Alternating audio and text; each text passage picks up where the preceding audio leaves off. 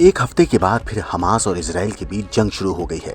दो तस्वीरें तेल अवीव और गाजा की हैं, जहां पर दोनों ही तरफ से शुक्रवार की रात हमले किए गए। इजराइल ने एक वीडियो जारी कर दावा किया कि उसने शुक्रवार को हमास के 200 से ज्यादा ठिकानों को निशाना बनाया है, जिसमें गाजा के स्वास्थ्य अधिकारियों ने बताया कि 184 फिलिस्तीनी मारे गए, जबकि 579 घायल हुए और 20 से ज्यादा घर तबाह हो गए। वहीं शुक्रवार की रात गाजा पट्टी की तरफ से दक्षिणी इजराइल पर भी हवाई हमले किए गए। हालांकि इजराइल ने दावा किया कि तेल अवीव शहर के आसमान पर सभी रॉकेटों को आयरन डोम की मदद से रोक लिया गया। हमले में कोई हाथाहाथ नहीं हुआ।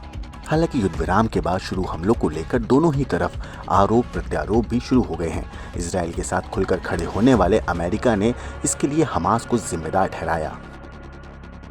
We continue to work with Israel, Egypt, and Qatar on efforts to restore the humanitarian pause in Gaza. But let's be clear about this. It's because of Hamas that this pause ended, that they were just simply failed to produce a list of hostages that could help enable that pause from extending. So the onus is on Hamas. वहीं Hamas ने कहा कि युद्ध विराम खत्म होने के लिए इजराइल और अमेरिका दोनों को जिम्मेदार ठहराया। हमास ने कहा कि उन्होंने इजराइल की शर्तें मान भी ली थी, फिर वो तैयार नहीं हुए। نرجع الفشل للطرفين الإسرائيلي والأمريكي. الطرف الإسرائيلي يوم أمس بالليل كان واضح أنه هو يريد العودة إلى القتال. جرى طرح أكثر من فكرة من قبل الوسطاء.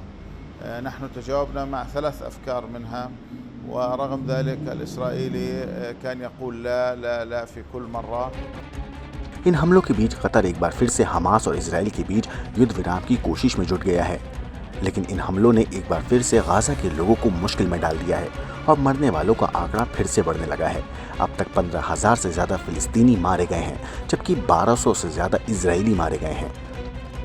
ब्यूरो रिपोर्ट, क्राइम तक।